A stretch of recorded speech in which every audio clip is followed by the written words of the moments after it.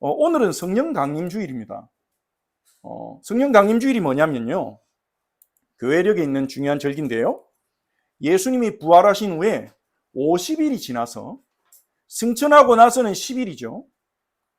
오순절날 성령께서 마가의 다락방에 임하셨습니다.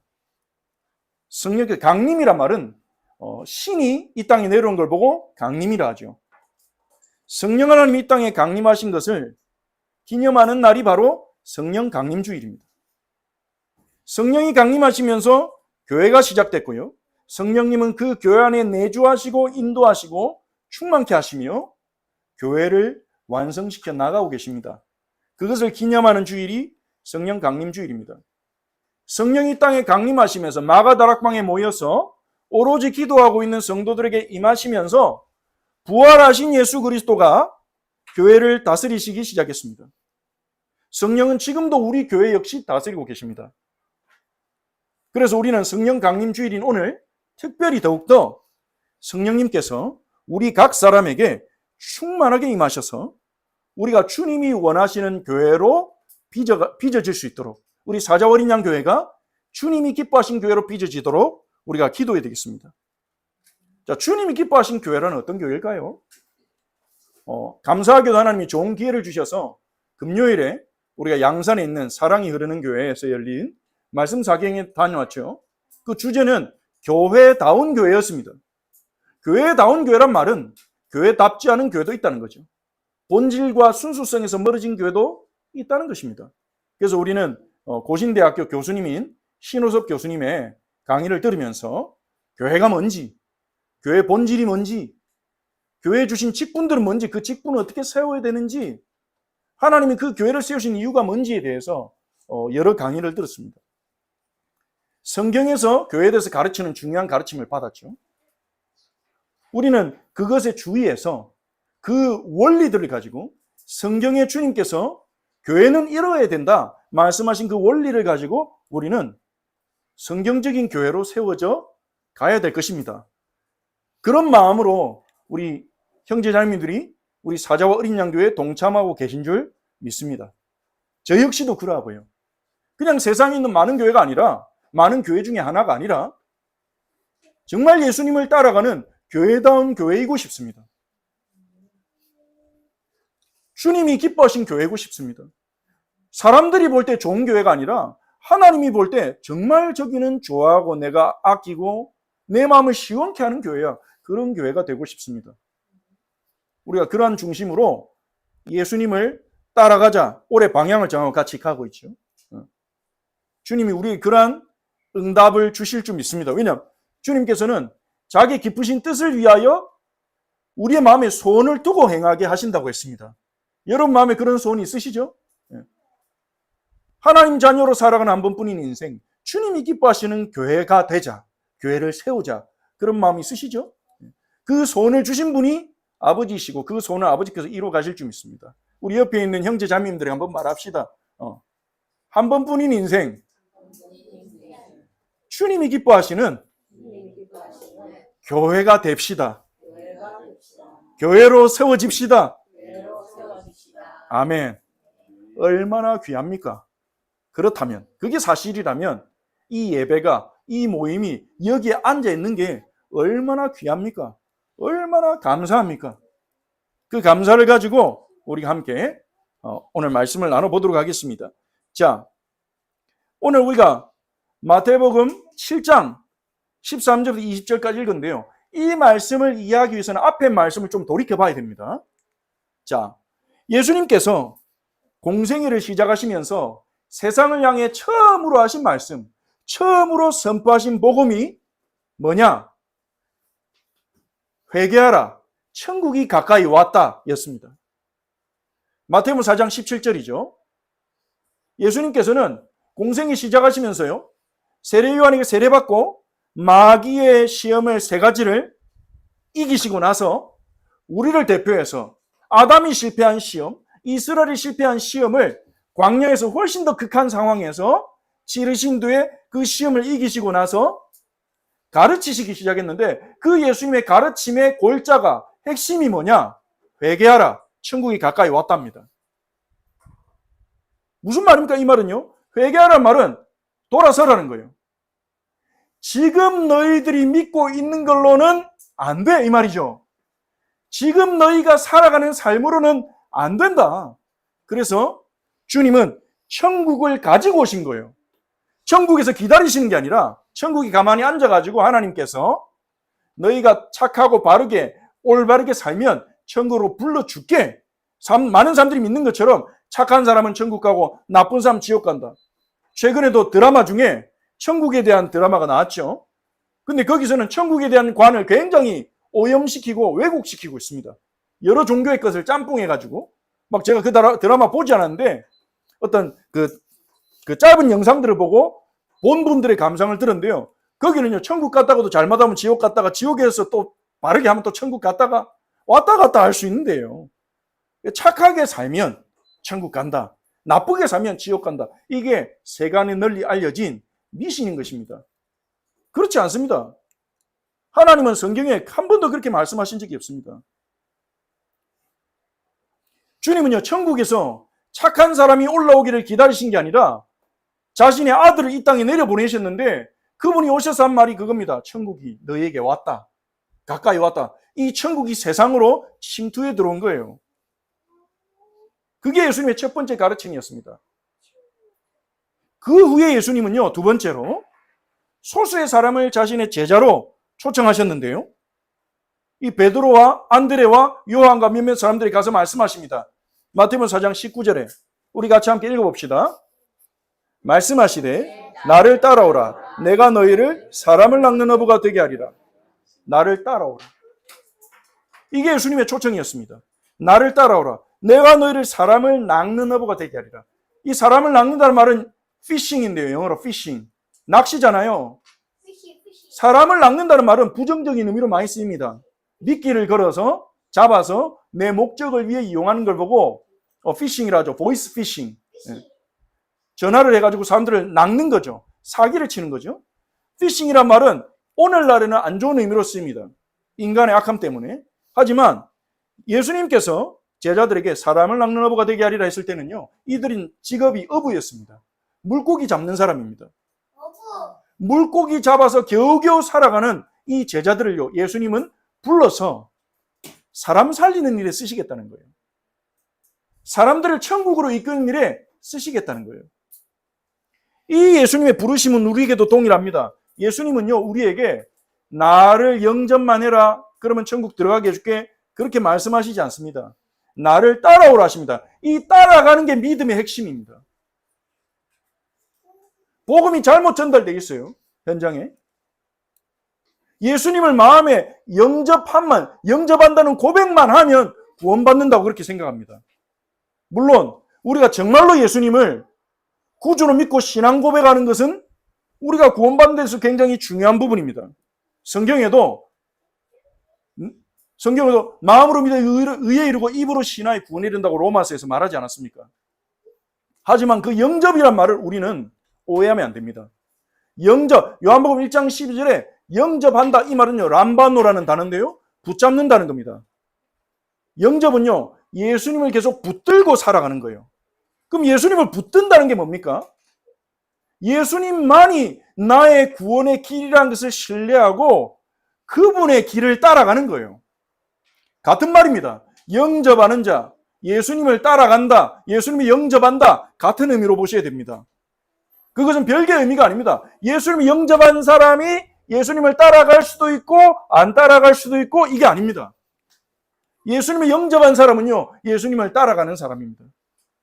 정말 예수님을 영접했다면 예수님을 따라갈 수밖에 없습니다. 성령께서 그 사람을 내버려 두지 않습니다. 예수님을 따라가지 않고 이전의 삶을 그대로 살아가도록 놔두시지 않습니다. 물론 그 속도와 그 변화되는 정도는 하나님의 주권 안에서 사람마다 다를 수 있습니다. 그래서 우리가 다른 사람의 변화를 함부로 판단해서는 안 되겠지만요, 느리게 변화가 되고 있음에도 당신은 하나도 안 변했어, 이렇게 우리가 판단하는 것은 조심해야 되겠지만, 우리가 정말 예수님을 붙들었다면, 예수님을 생명의 길로 믿는다면 따라갈 수밖에 없습니다. 자, 그럼 예수님을 따라가는 게 뭐냐? 예수님을 따라가는 게 뭐냐? 그게 바로 세 번째로 산상수훈에서 예수님이 가르치고 계신 거예요. 예수님을 따라간다는 말은 예수님의 제자가 된다는 말이고, 내 생각을 내려놓고 내 가치관과 내 삶의 방식을 내려놓고 예수님의 방식을 배우고 따라간다는 거예요. 산상수훈은 굉장히 중요합니다. 우리가 다음 주면 산상수훈 설교가 마치게 됩니다. 그런데 이 산상수훈은요, 우리가 그냥 한번 읽어보고 지나가면 되는 내용이 아닙니다. 하나님 나라의 핵심이라 볼 수 있습니다. 하나님 나라가 무엇인가? 하나님 나라의 의가 무엇인가? 우리 인생의 근본적인 기준과 가치관을 뒤집는 가르침이에요. 산상수훈은요.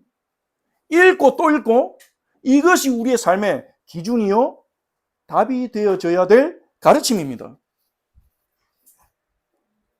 제가 잘 가르쳐야 되는데 여러분 저를 위해 많이 기도해 주시기 바랍니다. 이번 주에 제가 월요일에 부산에서 수영력교회 열린 그 목사님 세미나에 갔는데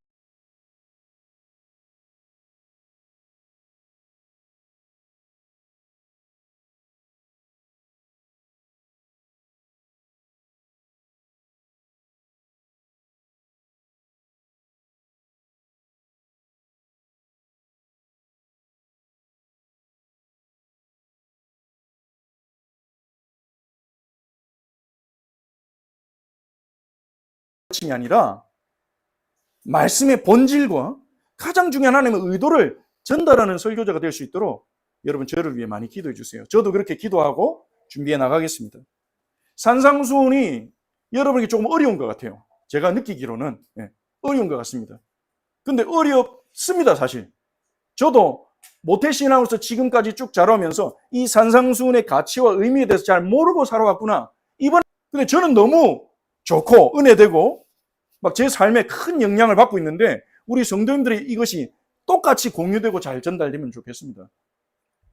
그래서 이 산상수훈을 이제 마무리하면서 다시 한번 이 산상수훈의 골자를 다시 한번 우리가 이 땅에 가져오셨고, 그리고 예수님은 지금 천국이 가까이 왔다 했는데 그 천국을 삶으로 보여주고 계신 거예요. 예수님은 천국의 삶을 걸어가고 계세요, 지금. 산상수훈을 가르치는 그 시점에. 그리고 예수님은 십자가 죽음을 통해 그 천국을 완성하실 거예요. 그리고 그 천국을 우리에게 주시려고 하십니다. 그 예수님이 우리에게 천국이 뭐냐 가르치는 게, 하나님 나라가 뭐냐? 너희가 회개해서 어떤 삶을 살아야 되냐? 가르치는 게 산상수훈의 내용입니다. 자, 산상수훈의 첫 번째 내용이 뭐였습니까? 팔복입니다. 팔복을 자세히 다 다루지는 않을 테니까 여러분 걱정하지 마시고. 팔복의 첫 내용이 이거죠. 같이 읽어볼까요? 심령이 가난한 자는 복이 있나니 천국이 그들의 것임이요. 예수님은요, 산상수훈을 시작하면서 행복이 뭔지, 참된 행복이 뭔지 말씀하시는 거예요. 참된 행복은 심령이 가난한 자가 가지게 되는 거예요. 참된 행복은 부한돼 있지 않다는 겁니다. 돈이 많고 잘 되는 데 있지 않다는 겁니다. 오히려 참된 행복은요, 실패하고, 심령이 가난하단 말은 자신감도 없고 무너져 있다는 거예요. 실패하고 고통을 느끼고 자신감을 상실하고 또 때로는 죄책감과 후회에 사로잡혀서 낮아진 그곳에서 찾을 수 있다는 거예요. 그 낮아진 그곳에서 우리가 찾을 수 있는 그 참된 행복은 뭡니까? 질문을 바꿔서 누구십니까? 바로 예수 그리스도입니다. 예수 그리스도가 우리의 참된 행복이에요. 예수 그리스도가 우리에게 참된 행복을 주실 수 있는 거예요. 왜냐하면 우리가 이 예수 그리스도를 만나게 되면 천국 가는 게 아니라 이 땅에서 천국을 누리게 돼요. 이 땅에서 천국의 삶을 살아가게 돼요. 그게 교회입니다. 그게 우리입니다. 이 땅에서 천국처럼 살도록 부름받은 거예요. 그럼 천국처럼 사는 게 뭐냐는 거죠. 그것은 첫 번째로 행복의 기준이 바뀌는 거예요. 진짜 행복, 아무도 빼앗아갈 수 없는 진짜 행복을 가지는 것인데, 진짜 행복이 팔복에서 다뤄지는 겁니다. 진짜 행복은 심령이 가난한 상태, 애통하는 상태, 그리고 무기력한 상태, 내 뜻대로 일이 안 되는, 그리고 억울한 상태, 의에 줄이고 목마른, 왜 세상에 불의가 이렇게 많고 내 주변에 불의한 자들이 왜 이렇게 많냐고 느끼는 그 의에 줄이고 목마른 그 상태에서, 그래서 하나님이 예수님을 보내주셨구나. 그래서 예수님이 이 땅에서 의를 이루어 가시는구나. 예수님에게 답이 있구나. 그걸 발견한 자가 참된 행복이 시작되는 거고요. 팔복에서 말하는 것처럼 참된 행복은 많이 가지고 사람들로부터 인정받지 있지 않고 긍휼히 여기는 것. 다시 말해, 다른 사람을 사랑하는 법을, 참되게 사랑하는 법을 배워가는 데 참된 행복이 있다는 거예요. 그리고 화평케 하는 것, 이 땅에 화평을 이루어가는 것, 마음이 청결한 것, 하나님을 바라보는, 하나님과 동행하는 법을 배워나가는 것, 거기에 참된 행복이 있다는 겁니다. 예수는 그 참된 행복을 주러 이 땅에 오셨습니다. 우리가 어디에서 행복을 구해야 되냐 이거죠. 두 번째로요, 천국은 은혜의 나라입니다만 우리는 은혜가 너무 좋습니다. 은혜를 강조합니다. 하지만 천국은요, 율법을 부정하는 게 아니라 율법을 완전케 하고 율법을 완성하는 나라입니다. 마태복음 5장 48절에서 예수님이 이렇게 말씀하셨죠. 하늘에 계신 너희 아버지의 온전하심과 같이 너희도 온전해라. 천국은요, 하나님의 나라는 하늘에 계신 아버지의 온전하심을 바라보고 그 아버지의 온전하심을 닮아가는 나라예요. 야, 그게 가능합니까? 가능하게 하기 위해서 예수님이 이 땅에 오신 것입니다. 성령으로 우리 안에 임하시는 것입니다. 천국은요, 내 기준으로 살아가는 게 아닙니다.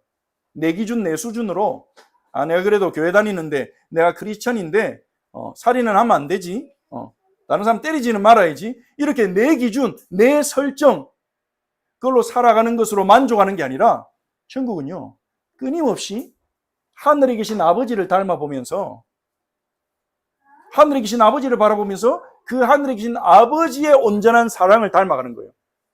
그 말이 그 말입니다. 원수를 사랑하고 너를 박해하는 자를 위해 기도하라. 이 말은요, 우리의 도덕 기준으로는 안 맞아요. 우리가 가진 가치 판단으로는 불가능하다니까요. 그건 억울하고 말도 안 되는 일입니다. 하지만 하늘에 계신 아버지를 바라보면,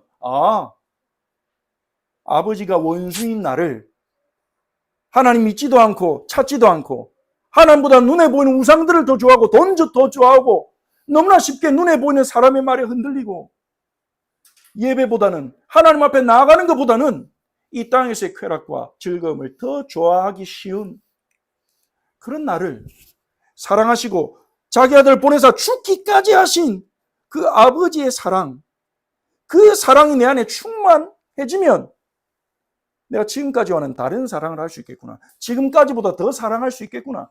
이건 도덕적인 얘기가 아닙니다. 더 착하게 살아라, 더 완벽하게 살아라, 더 사랑해야 돼, 무조건 잘못한 사람한테 히히 웃으면서 용서해야 돼, 이런 도덕적인 요구가 아닙니다. 하늘에 계신 아버지를 바라보고 그 아버지를 닮아가면서 이 땅에서 우리가 변화되어가는 삶입니다.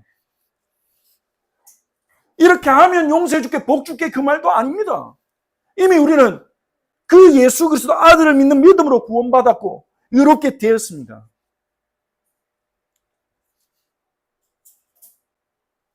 그래서 기준은 이거예요. 우리 얼마만큼 용서하면 됩니까? 얼마만큼 사랑하면 됩니까? 우리는 기준을 딱 정하고 그 기준까지만 도달하고 싶습니다. 그 이상 가는 건 어렵다고 생각하거든요. 뭔가 내가 해야 될 것 같고. 여전히 우리는 내 의로 살아가는 삶을 살고 있기 때문입니다. 주님은요, 다 내려놓으라 하신 거예요. 우리의 기준을 내려놓고, 된다 안 된다도 내려놓고, 하늘에 계신 아버지의 사랑을 봐라. 아버지의 온전하심을 봐라. 아버지의 거룩하심을 봐라. 그리고 너희가 그분을 닮아가는 것이 천국이다. 여러분, 주님 닮아갈 수 있을 것 같아요? 예수님 닮아갈 수 있을 것 같습니까? 왜 아멘이 안 나오십니까? 주님이 하실 거예요. 주님이 하실 거예요. 제가 안 변하던데요. 성격이 안 변하던데요. 저도 그렇습니다. 안 바뀝니다, 우리가요. 하지만 주님이 하실 것입니다. 주님이 하시려는 일입니다.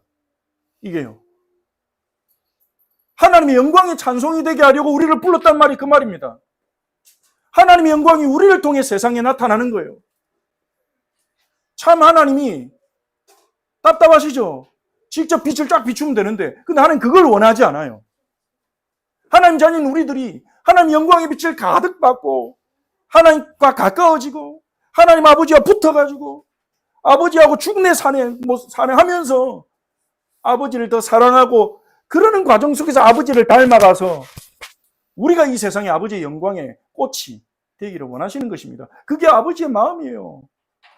근데 여러분 생각해 보세요. 제가 예전에 그랬습니다. 예수님이 영접하면 하나님 자녀 돼서 그 모든 문제 끝났어. 그러면서 제 마음은요. 어디를 향해 갔냐? 그 복음 안에서 그리스도 안에서 교회라는 세계 안에서 제 마음은 옛것을 또 쫓았어요. 어떻게 하면 사람에게 인정받고 어떻게 하면 버전만 바뀌었을 뿐이죠. 세상에서는 돈 잘 벌고 성공하고 좋은 집 가지고 이건데 버전만 바뀌었어요. 큰 목회하는 목사가 되고 세계를 다니면서 선교하고 그런 삶을 살면 좋겠다. 제 마음은요. 넓은 곳 여전히 바라보고 있었어요. 천국이 아니었어요. 제 마음이 향하던 곳은 하나님이 자신의 아들을 보내시고 희생하시고 우리를 위해 그 오랫동안 계획을 짜고 진행하고 실행시키신 이유 그것은요. 단순히 우리를 이 땅에서 구원받고 마음껏 살아라. 단순히 그렇게 하기 위해서 부르신 게 아니라는 겁니다. 하나님이 하시려는 일을 우리가 봐야 됩니다. 하나님 뭘 하고 싶어 하시는지 예수님의 산상수훈에서 주님이 뭘 하려고 이 땅에 오셨는지 뭘 하고 싶어 하시는지 그걸 봐야 돼요. 우리가 그걸 문자적으로 율법으로 받아들이게 되면 너무나 무거운 눌림입니다. 그래서 산상수훈을 많은 사람들이 패싱하는 것 같아요. 이걸 내가 살아야 된다? 이러면 너무 부담되거든요.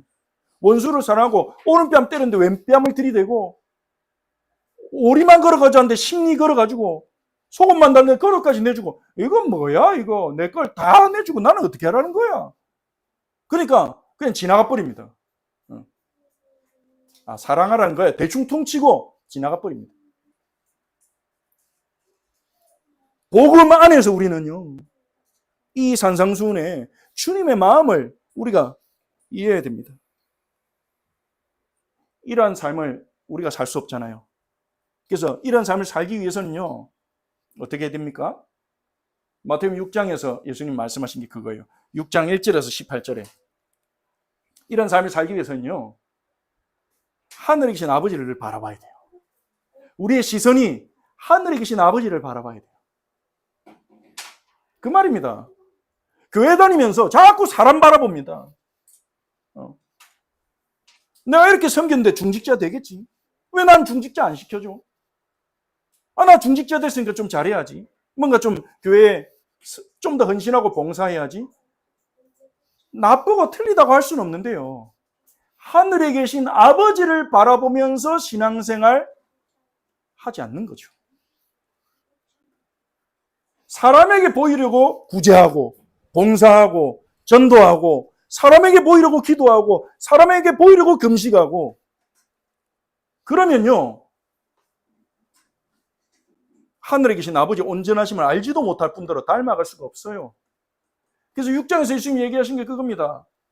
하늘에 계신 아버지를 향해라. 너희 시선이. 하늘에 계신 아버지를 바라보고 살아가라. 그게 기도야. 그게 신앙생활이야.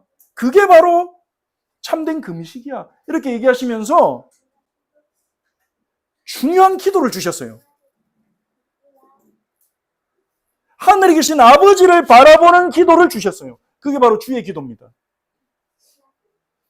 이 주기도문은요. 기도하면서 살아내도록 주신 거예요. 너희는 이렇게 기도를 했잖아요. 예수님이. 그럼 우리는 이렇게 기도해야 됩니다. 어떻게 기도해야 됩니까? 하늘에 계신 우리 아버지요. 우리 아버지가 하늘에 계시다는 사실을 늘 기억해라는 거예요. 우리 아버지는요. 무능한 힘이 없는 우리가 정말로 어떻게 행복해야 되는지, 어떻게 하면 우리의 삶의 이 무게를 감당할 수 있는지 부르짖을 때 도와줄 답이 없는 무능한 아버지가 아닙니다.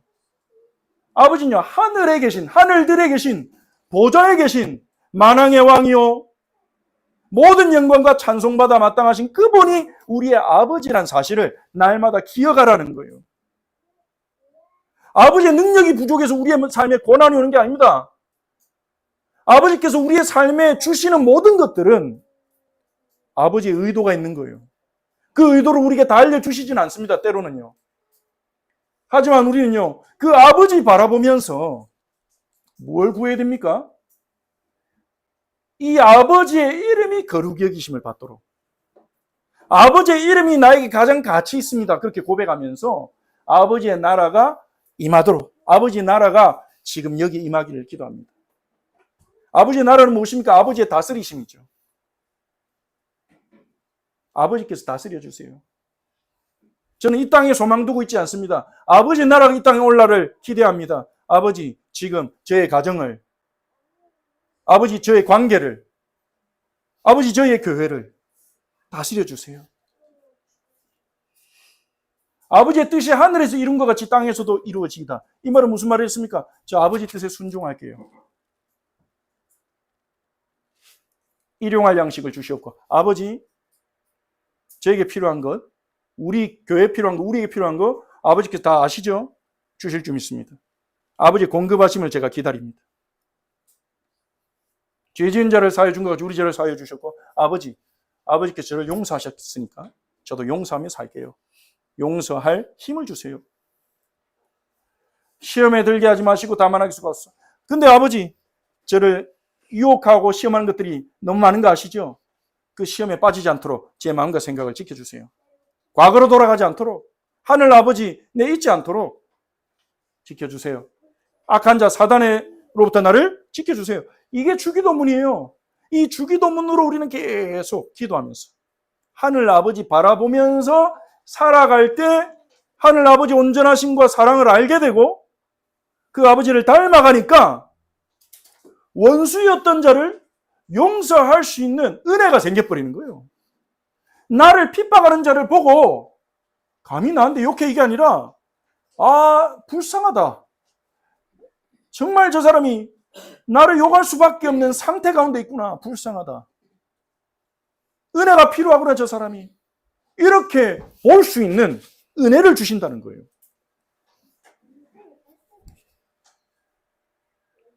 그게 바로 이 산상수훈의 핵심입니다.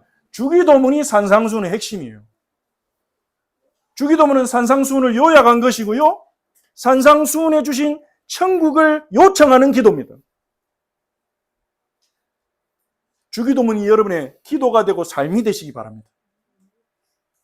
주기도문을 기도하며 주기도문으로 살아가시기 바랍니다. 그러면서 이제 이 천국의 제자들은 어떻게 살아야 됩니까? 마태복음 6장 19절 20절에 말한 것처럼 보물을 땅에 쌓아두지 마라. 이 말은 무슨 말입니까? 이 땅에서 찾은 보물들을 내려놔라. 보물이라는 게 꼭 돈을 말하는 것만은 아니잖아요. 우리가 천국을 모르고 이 땅에 태어나 살아왔기 때문에 이 땅에서 우리는 보물들이 다 있어요. 돈이 보물일 수 있고, 내 명예가 보물일 수 있고, 인기가 보물일 수 있고, 때로는 가족이 보물일 수도 있고, 내가 의지하고 내 인생의 목표로 삼았던 거. 근데 그것들은요, 흔들리고 무너지는 것들입니다. 영원하지가 않아요. 영원하지 않은 돈이나 인기나 명예나 내 업적이나 이런 것들을 더 이상 보물로 만들지 마라. 무너지는 것에 왜 네 인생을 들이느냐? 너는 이제 하늘나라 안에 들어왔는데, 너는 천국을 알게 됐는데, 보물을 하늘에 쌓아두라. 그 말이 무슨 말입니까? 하늘을 알고 하나님을 알고 무엇이 우리 인생의 진정한 가치인지 새롭게 찾아내라는 거예요. 그리고 우리가 이 땅에서 얻은 돈이나 물질이나 힘이나 명성을 하나님의 영광을 위하여 사용하라는 것입니다. 그냥 그 영원하지 않기 때문에 가치 있게 쓰라는 거죠. 근데 돈이 내 인생의 목적이 되면 그 사람은 돈을 잘 쓰지를 못해요. 불안하니까. 그러면서 이제는 이 하늘의 보화를 쌓는 삶을 우리는 추구하는 겁니다. 하늘에 계신 하나님 아버지를 바라보면서 하나님 말씀에 순종해 나가는 거예요. 하늘에 보물이 쌓일 것이라 믿고 하나님이 나의 최고의 보물이라 고백하면서 그리고 이방인처럼 하나님 믿지 않는 사람처럼 염려하지 않는 겁니다. 불안해하지 않는 겁니다. 어떻게 먹고 살지? 무엇을 마시지? 무엇을 먹지? 무엇을 입지? 그런 거 가지고 불안해하고 덜덜 떨지 않는 겁니다. 그것을 해결하는 데 내 삶을 투자하지 않는 것입니다. 하나님이 주신 일자리, 우리의 생활을 피해 경제가 필요하니까 필요한 하나님 주신 일자리에서 최선을 다해 일하면서 돈 벌고 해야 되겠죠. 하지만 하나님께 맡기고 필요한 것은 하나님이, 필요한 자리는, 필요한 기회는, 필요한 것은 하나님이 공급해 주실 것이다 믿고 성실하게 살아가는 거예요. 그러면서 우리의 마음은 먼저 하나님의 나라와 의를 구하는 것입니다. 주기도문이죠. 먼저 나라와 의를 구해라. 주기도문의 기도가 그거잖아요. 하늘에 계신 아버지 이름이 거룩히 기름을 받으시며 나라가 임하시며 뜻이 하늘에서 이루어진 것 같이 땅에서도 이루어지이다. 주기도문이잖아요. 주기도문으로 살아가라는 거예요. 내 일용할 양식보다 인간관계 문제 해결하는 것보다 먼저 하나님의 뜻에 내가 복종하는 것, 그것을 추구해라. 그러면 하늘의 보화가 쌓이고 우리의 삶에 하나님 나라가 이루어지고 하나님의 은혜가 임하니까. 그러면서 7장 1절 2절에 비판받지 않으려면 비판하지 말라 그랬죠. 천국은요, 남을 쉽게 비판하지 않습니다. 왜냐? 우리를 지켜보시는 하나님이 계시거든요. 하나님은 우리가 비판하는 그 비판으로 우리를 비판하신다고 해요. 진정한 심판자가 있어요. 그래서 우리는요, 비판을 하고 싶은 마음이 생길 때 어떻게 됩니까? 먼저 나를 돌아봐야 돼요. 7장 5절에 외식하는 자여 네 눈에서 들보부터 빼라. 형제 눈에 있는 티만 빼려고 하지 말고 네 눈에 있는 들보부터 빼라. 이 말은 무슨 말입니까? 우리는 하늘에 계신 아버지가 우리를 보고 계시기 때문에 우리는 어떻게 됩니까? 비판할 게 보이잖아요. 그러면 그 비판으로 나를 먼저 비판해 봐야 됩니다. 나는 어떠한가? 그리고 내 안에 있는 들보를 찾아서 그걸 가지고 아버지께 들고 나가서 아버지께 고쳐달라는 거예요. 그래서 우리 안에 있는 들보들을 덜어 나가는 겁니다. 그래야 우리가 진정으로 사랑으로 다른 사람을 권면하고 책망할 수 있는, 도와줄 수 있는 사람이 됩니다. 우리는 그렇지 않습니까? 때로는요. 아, 이건 내가 저 사람 위해서 하는 말이야. 근데 그 마음에, 그 말할 때 정말 그 사람을 사랑하고 잘 되기만을 바라는 100%의 마음입니까? 아닐 때도 있잖아요. 다른 게 묻어 있잖아요. 내가 겪은 어떤 복잡한 상황에 대한 분노, 그리고 상대방이 이전에 나한테 잘못했던 것에 대한 분노, 이것들이 섞여가지고 내 생각은, 나 스스로는 저 사람 위해서 하는 말이야. 하지만 사실은 뭔가 나의 억울함과 나의 분노와 이거 풀기 위한 마음이 섞일 때가 사실은 많지 않습니까? 진정한 권면이 되지 못할 때가 많은 겁니다. 그래서 천국은요, 하나님 앞에서 먼저 점검받아야 돼요. 우리가 우리 자신의 들보를 찾아서 제거해 나가는 겁니다. 그러면요, 주님은 책망하지 말란 말이 아닙니다. 죄를 짓고 형제가 잘못된 길로 갔는데 어떻게 가만 보고 있는 게 사랑입니까? 하나님도 그러시지 않습니다. 사사시대를 보면요, 이스라엘이 범죄할 때마다 하나님은 적국의 심판, 공격을 통해, 전쟁을 통해 책망하셨어요. 심판하셨어요. 회개하고 돌아오도록. 정말 우리가 그리스도의 사랑의 공동체라면 우리 안에 책망과 권면이 있어야 됩니다. 그런데요, 우리 안에 남을 깎아내림으로 나를 높이려 하는 본성이 있다는 사실 우리는 간과해서는 안 됩니다. 그게 얼마나 역사 속에 많이 일어난 일입니까? 정치판만 아닙니다. 교회 안에서도요.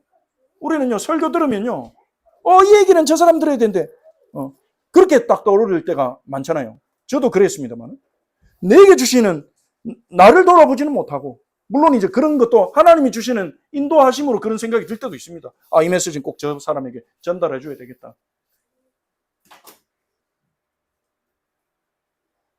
그래서 천국의 제자들은요, 남을 깎아내림으로 내 존재를 인정받으려고 하지 않습니다. 사람들이 뒤에서 모여가지고 누구 얘기하는 이유가 그거잖아요. 그 사람 깎아내리면서 나는 그나마 좀 괜찮다. 저 사람들보다 좀 낫다. 이런 위로와 안위를 얻으려는 마음이 그 안에 있습니까? 근데 우리는 그렇게 할 필요가 없어요. 그렇게 하는 사람들이 아니에요, 이제는. 하나님 나라 백성이기 때문에. 하늘 아버지가 있기 때문에. 우리는요, 내 안에 있는 여전히 남아있는 들보들을 드러내면서 내 안에 있는 죄들을 주님과의 관계에서 해결해 나가면서 하늘에 계신 아버지의 온전하심을 닮아가는 그 천국 백성으로 부름받았어요. 그래야 우리가 진짜 사랑할 수 있습니다. 어떻게 사랑할 수 있습니까? 마태복음 7장 12절. 이것이 산상수훈의 결론이라고 말씀드렸죠. 남에게 대접을 받고자 한 대로 너희도 남을 대접해라. 우리가 많은 사람들이 그토록 받고 싶어하는, 그토록 갈망하는 참된 사랑, 그토록 난 진짜 나를 사랑해 준 사람 만났으면 좋겠다. 이게 안 되니까 포기해요. 부부간에도 포기해요. 안 되네? 접어버리죠. 그냥 애를. 없는 거구나. 안 되는 거구나. 이러고 접어버려요. 근데 그러면서도 우리의 마음에는요, 나를 있는 모습 그대로 사랑해주고 내 존재 자체를 귀히 여겨주는 사랑을 갈망하는 마음이 있습니다. 그 사랑을 우리가 줄 수 있게 되는 거예요. 세상에. 그게 천국입니다. 그게 하나님의 온전하심입니다. 하나님의 의도는요, 이 땅에 천국을 만드시는 거예요. 완전한 천국은 안 됩니다, 우리 교회가. 그런데 주님은 닮아가는 것은 가능합니다. 주님이 그렇게 하신다고 했습니다. 완전한 천국은 예수님이 재림주로 오실 때 이 땅에 가지고 오십니다. 그때 이 세상이 완전한 천국이 될 겁니다. 우리는 그 날을 소망하면서, 그래서 하나님 나라가 임하옵시며 이 기도에는요, 그 완전한 하나님 나라가 이 땅에 오기를 소망하는 그 소망이 담겨 있는 것입니다. 하지만 우리는요, 우리가 이 땅에 살면서 추구하고 살아가게 될 더 이상의 가치는 없다. 더 이상의 가치는 없다. 하나님의 온전하심을 닮아가고 그 온전한 사랑이 흘러가는 서로서로를 터치하고 서로서로를 치유하고 서로서로를 권면하고.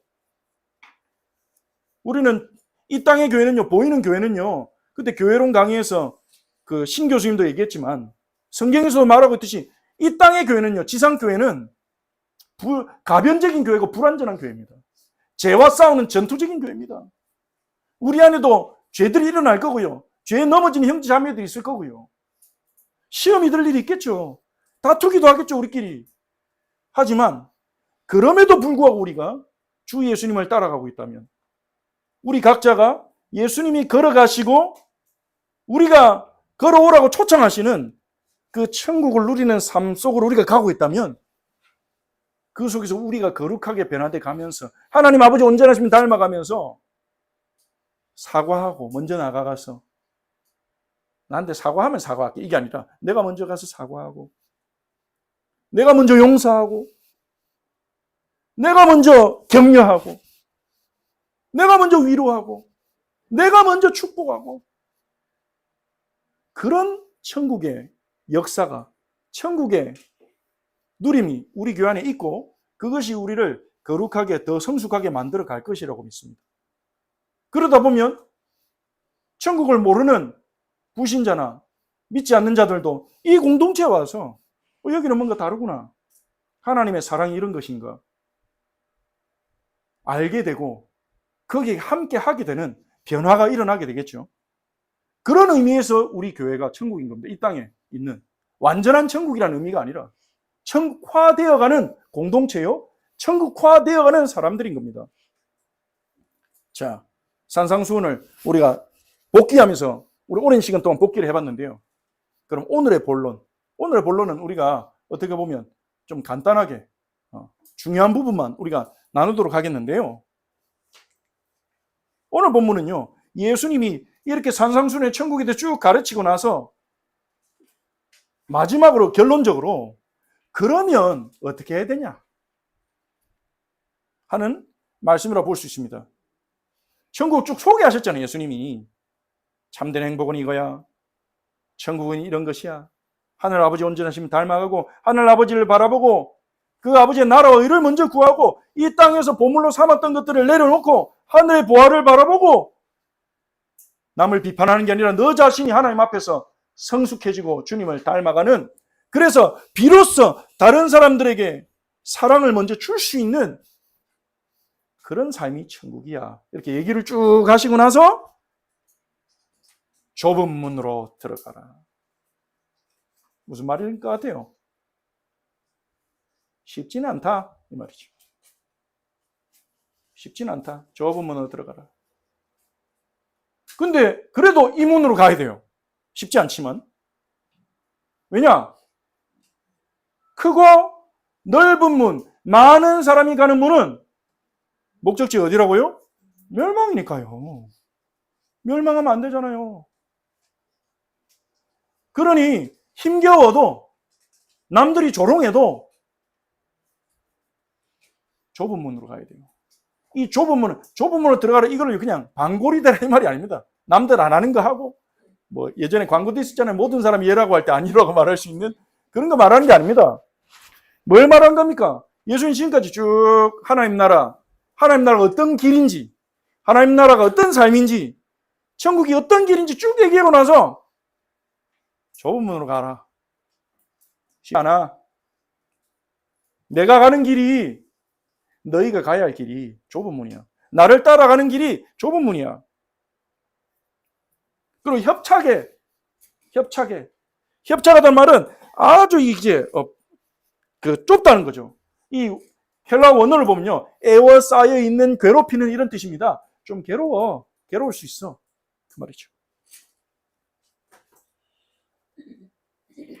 세상이 모릅니다. 이 길은요, 우리가 좁은 문으로 가는 거. 벌써 우리 형제자매 중에도 개척교회 간다니까 주변에서 부정적인, 걱정적인 시각과 말을 들은 분들이 있잖아요. 저보고도 그러더라고요. 개척했습니다. 아이고 고생하시겠네. 거의 처음 나는 말이. 좁은 문으로 들어가라. 힘든 길을 찾아가는 건 아니에요, 우리가. 그죠? 힘들기 때문에 가는 거 아니에요. 그죠? 힘들어도 가는 거예요. 사람들이 인정 안 해도 가는 거예요. 오해받아도 가는 거예요. 왜냐하면 생명으로 인도하는 문이니까. 생명으로 인도하는 문이니까. 예수님 이렇게 말씀하신 거예요. 얘들아, 내가 지금까지 내가 가는 길, 내가 가서 완성할 길, 너희가 걸어가야 될 길을 얘기했어. 그 길로 가자. 많은 사람들이 가는 넓은 길로 가지 마. 죽는 길이야. 좁은 길로 가자. 나를 따라와. 쉽지 않겠지? 그래도 그 길의 끝에 생명이 있어. 그렇게 말씀하시는 것입니다. 우리가 지금까지 살아온 방식들은요, 우리가 이 세상에서 배우고 우리 안에 각인되어 있는 가치관은 넓은 길로 가기를 선호합니다. 많은 사람이 가는 길, 좀 편한 길, 넓은 길로 가기를 선호합니다. 많은 사람들이 그러잖아요. 굳이 왜 개척교회 가냐? 굳이 왜 그 교회 가냐? 교회가 얼마나 많은데. 그러지 않습니까? 뭐 일리는 있죠. 그런데 우리는 생명의 길로 가기 위해서 주님의 부르심을 따라가는 거죠. 사람들은요, 왜냐하면 이 넓고 많은 사람들이 가는 길은요, 세상적인 방식을 말한다고 보시면 됩니다. 창세기 3장이요, 쉽게 말하면. 나 중심으로 보면 어떤 길이 좋은 길입니까? 편한 길, 행복한 길, 재밌는 길. 나 중심으로 보면. 육신적인 눈으로 보면 어떤 길이 좋은 길입니까? 큰 길, 사람들이 많은 길. 바벨탑의 시선으로 보면 사람 많이 모인 데가 좋은 거예요. 그래서 사람들은요, 큰 거 좋아하잖아요. 대형마트도 가고, 대형 교회 좋아하고. 대형 교회가 나쁘다는 게 아니라 대형 교회는요, 장점도 있고 단점도 있어요. 장점은 뭐냐? 너무 좋은 게 많아요. 시설도 좋고, 성가대도 좋고, 찬양도 좋고, 분위기도 좋고, 프로그램도 많고, 아이들 교육도 좋고. 단점이 뭡니까? 너무 좋은 게 많다는 거예요. 좋은 게 많으니까 그 좋은 거 붙잡는다고 예수님 따라가는 이 좁은 문을 놓칠 수 있어요. 굳이 힘들게 왜 하겠습니까? 주일학교 교육이 너무 좋은데 굳이 왜 엄마가 개를 잡고 성경 읽고 가르치겠습니까? 맡기면 되는데 수련회 보내고. 성경은 부모가 자녀를 친히 가르치라 했잖아요. 신명기 6장에. 자녀에게 친히 성경을 읽고 친히 가르치라 했죠. 앉았을 때 누워있을 때든지. 그게 부모의 책임이고 부모의 사명이라 했잖아요. 물론 이제 주일학교에 도움이 필요합니다만은, 보조는 필요합니다만은, 자녀의 신앙교육의 주요 임무는, 사명은 부모에게 주신 것입니다. 그런데 대형교회는요, 완전히 맡기라 그럽니다. 부모님 맡겨놓고 편안하게 예배 가서. 장점도 있습니다. 하지만 자칫하면요, 자녀에게 신앙 전달에 자기의 사명을 놓칠 수 있어요. 너무 좋은 게 많은 게 위험할 수 있습니다. 그거는 기억해야 됩니다. 대형교회를 가시는 분이든 갈 분이든. 중요한 거는요, 작은 교회냐 큰 교회냐가 아니에요. 교회 사이즈가 아니에요. 작은 교회로 옳고 큰 교회 틀렸다 그 말이 아닙니다. 중요한 건요, 우리가 예수님을 중심에 두고 예수님의 가르침을 따라요. 예수님의 가르침이, 예수님의 정신이 그 교회의 우선순위냐, 그 성도의 우선순위냐, 예수님과 인격적인 교제가 있냐. 산상수훈 읽으면서 제 과거의 신앙생활 돌아보면서 정말 하나님 앞에 회개했습니다. 주님 사랑한다 하면서 주님의 가르침을 깊이 묵상해보지 않았구나, 알아보지 않았구나, 들여다보지 않았구나, 내 삶의 답으로 삼지 않았구나. 나 입으로는 주님 따라갑니다, 나 주님 제자입니다 해놓고 뭘 한 거지? 그냥 설교를 따라갔네? 사람의 말만 따라갔네? 물론 주님의 은혜로 그 속에서도 말씀으로 인도해 오셔서 나의 나 된 것이 하나님의 은혜지만요,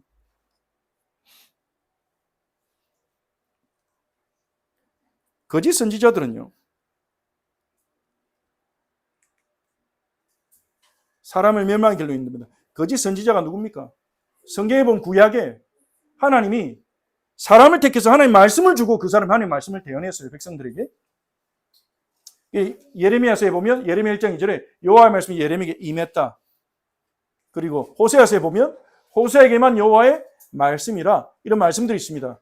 근데 거짓 선지자들은요, 하나님 말씀이, 예레미야가 유다에게 말했습니다. 유다는 멸망할 겁니다. 왜냐하면 유다가 하나님께 범죄하고 돌이키지 않았기 때문입니다. 바벨론에 포로 잡혀갈 겁니다. 바벨론에 항복해야 됩니다. 그랬거든요. 근데 사람들은 그 얘기 듣기 싫어요. 무슨 소리야? 너 바벨론, 친바벨론파야? 매국노야? 우리는 하나님의 나라인데, 하나님의 성전인데 우리가 어떻게 잡혀가? 사람들은 그런 얘기를 듣고 싶어 하는 거예요. 근데 그런 얘기를 해주는 사람들이 있었어요. 거짓 선지자들. 뭐랍니까? 거짓 선지자들은요, 예레미야는 예루살렘은 멸망할 것이다. 그러니까 주님 앞에 지금이라도 회개하고 바벨론에 항복해라. 바벨론에 심판받는 걸 하나님이 결정됐다. 워낙 오랫동안 참으셨다. 이런데 뭐랍니까? 거짓 선지자들이요. 너희가 칼을 보지 않고 기근은 너에게 이르지 않을 거야. 그런 거 없어. 전쟁 올 수가 얼리가 없어. 전쟁 없어. 하나님이 확실한 평강을 주신다고 약속했어. 사람들이 듣기 좋아하는 소리, 귀를 긁어주는 소리. 잘 될 거야, 여러분. 여러분 잘 됩니다. 충성하세요. 하나님 복 주실게요. 잘 됩니다. 그게 거짓 예언자들의 소리입니다. 성경을 읽고 성경이 말하는 의도를 전달해 줘야 돼요. 이 예레미야가 답답해가지고 하나님 앞에 호소하잖아요. 슬프도록 하나님, 지금 저 말고 다른 선지자들은 전부 다 이렇게 얘기하고 있습니다. 사람들이 이 사람들 말 듣고 내 말은 무시합니다. 그러니까 하나님 뭐라 하십니까? 선지자들이 내 이름으로 거짓 예언을 하네. 나는 그들을 보내지 않았고 명령하거나 이르지도 않았는데 거짓 계시와 점술과 헛된 것과 자기 마음의 거짓으로 너에게 예언하는도다.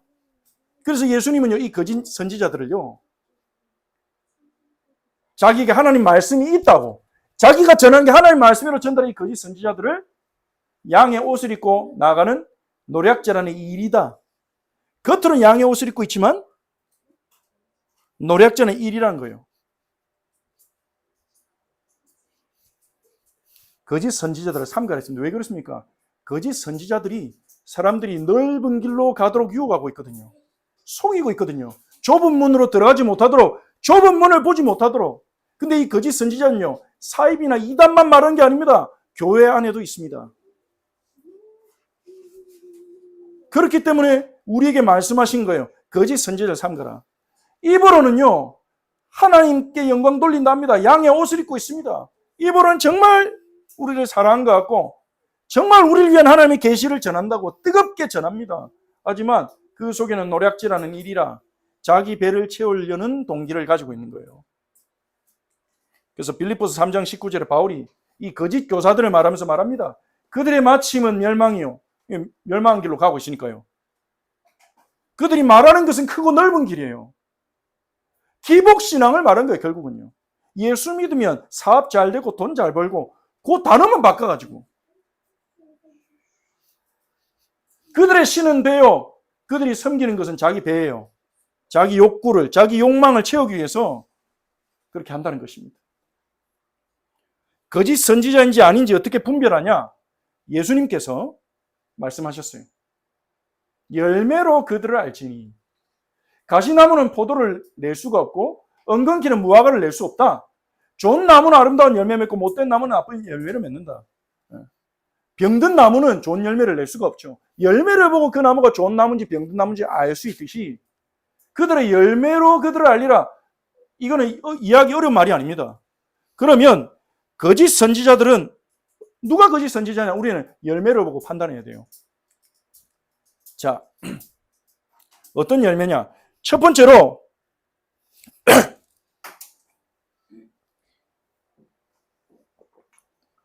거짓 선지자는 입으로는 오직 예수합니다. 입으로는 예수님 높입니다. 입으로는 하나님께 영광 돌립니다. 그런데 그들의 삶을 가만히 보면요, 그리스도가 받을 영광을 자기가 취해요. 자기를 특별한 존재화시켜요. 다른 사람과 다른 목사와 다른 특별한 존재인 것처럼 인식을 시킵니다. 그 사람 만나는 건 막 영광이고 막 박수치고. 저는 박수 받는 게 별로 안 좋습니다. 부담스럽습니다. 근데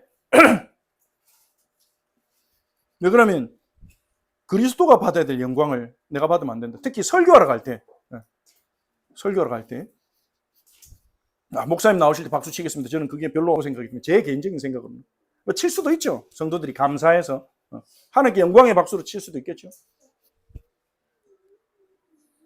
유튜브에 한때 유명했던 전도자 박혁이라는 사람이 있는데 그 사람이 막 집회하는데 막 사람들이 일어나가지고 박수 치고 큰 스크린에 막 출연한 걸 잡아가지고 막 웅장한 음악을 깔아놓고. 하나님의 사람은요, 성령의 사람은요, 자기 영광을 드러내지 않습니다. 자기 자랑을 하지 않습니다. 썩어 죽을 죄인이 예수님 만나서 주의 은혜로 구원받았는데 뭘 자랑할 게 있습니까? 자기 자랑이 나오기 시작한다는 거는요, 이게 빨간불 들어오는 거예요. 영적인 빨간불 들어오는 거예요. 혹시 제가 제 자랑하기 시작하면 여러분이요, 책망해 주셔야 됩니다. 목사님, 그리스도가 조금 덜 드러나는데 안 드러난 것 같은데, 좀 목사님 좀 드러내는 것 같은데, 이렇게 말씀해 주셔야 돼요. 그게 사랑이에요. 그래서 이 거짓 선지자들, 이 이단들, 악한 사람들 특징이요, 결국은요, 돈 내놓게 해요. 신기한 게 구원파도 그렇고, 무슨 예언하는 좀 전에 얘기한 그 사람도 그렇고, 해외 집회하는 이런 사람들 그렇고, 물 팔더라고요. 대부분 공통점이. 특별한 물입니다. 안수환. 비싸게 팔아요. 성경에도 없는 거, 그런 거. 어떻게든 건수를 만들어가지고, 진짜 필요한 일이면 우리가 헌금하고 마음 모아서 해야 되는데, 두 번째로 거짓 선지자는요, 성경이 중요하답니다. 성경이 중요하다지만, 성경을 제대로 가르치지 않습니다. 일부만 가르칩니다. 창세기부터 계시록까지 전부 가르치려고 해야 됩니다. 성도들은 전부 배우려는 마음을 가지고 있어야 돼요. 이 땅에 살아가는 동안에. 다 하나님 말씀이잖아요. 그 하나님 말씀으로 우리가 살아가야 되잖아요. 근데 거짓 선지자는요, 성경 가르치는 것처럼 하면서 성경 구절 읽고요, 그 성경 구절에서 자기가 하고 싶은 얘기만 딱 빼서 합니다. 그 성경 말씀을 따라 이야기가 가는 게 아니라, 때로는 하기 싫은 얘기도 해야 돼요. 설교자는요. 성경 본문 읽어 나가는데 거기서 하고 있으면요, 그거를 성도들이 듣기 불편하겠는데, 내가 하기 불편한데 이래서 넘어가면 안 됩니다. 건너뛰면 안 됩니다. 그건 자기 얘기하는 거잖아요. 그거는 내가 불편해도 성도들이 불편해도 성경에서 말하고 있는 걸 전달해야 돼. 그게 하나님의 말씀을 전하는 방식이 아니겠습니까?